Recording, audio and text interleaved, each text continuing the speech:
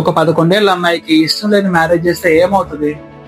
1875 లో ఒక 11 ఏళ్ల అమ్మాయికి ఇష్టం లేని మ్యారేజ్ చేస్తారు. తర్వాత ఆ హస్బెండ్ ఆ అమ్మాయిని వాళ్ళ ఇంటికి తీసుకెళ్ళడానికి ట్రై చేస్తాడు. కానీ ఆ అమ్మాయి ఎంత మాత్రం లొంగకపోవడంతో వాళ్ళ పేరెంట్స్ అప్రోచ్ అవుతాడు. వాళ్ళ పేరెంట్స్ కూడా చేతులు ఎత్తేయడంతో ఆ అబ్బాయి డైరెక్ట్ గా హైకోర్టులో, బాంబే హైకోర్టులో ఆ అమ్మాయి మీద కేసు వేస్తాడు.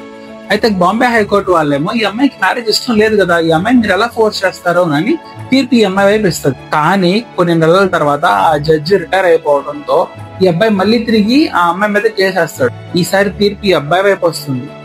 అప్పుడు జడ్జి సూటిగా ఆ అమ్మాయిని, మ్యారేజ్ చేసుకున్న హస్బెండ్ వాళ్ళ ఇంటికి వెళ్తావా లేకపోతే జైలుకి వెళ్తావా అంటే ఆ అమ్మాయి జీవితాంతం బానిసలో ఉండటం కంటే 6 నెలలు జైల్లో ఉండటం కరెక్ట్ అని చెప్పి జైలుకే వెళ్ళింది. ఈ కేసు ఆ రోజుల్లో ఒక పెద్ద సంచలనం. పత్రికల్లో, ఎక్కడ సోషల్ సర్కిల్స్ లో, అంతెందుకు మన ఫ్రీడమ్ ఫైటర్స్ కూడా దీని గురించే మాట్లాడారు. ఇంకా చెప్పాలంటే బాలగంగాధర్ తిలక్ గారు కూడా ఈ అమ్మాయిదే తప్పు, ఆ అబ్బాయితో అసలు తప్పేం లేదు, వీటన్నిటికీ కారణం ఇంగ్లీష్ ఎడ్యుకేషన్ అని చెప్పారు.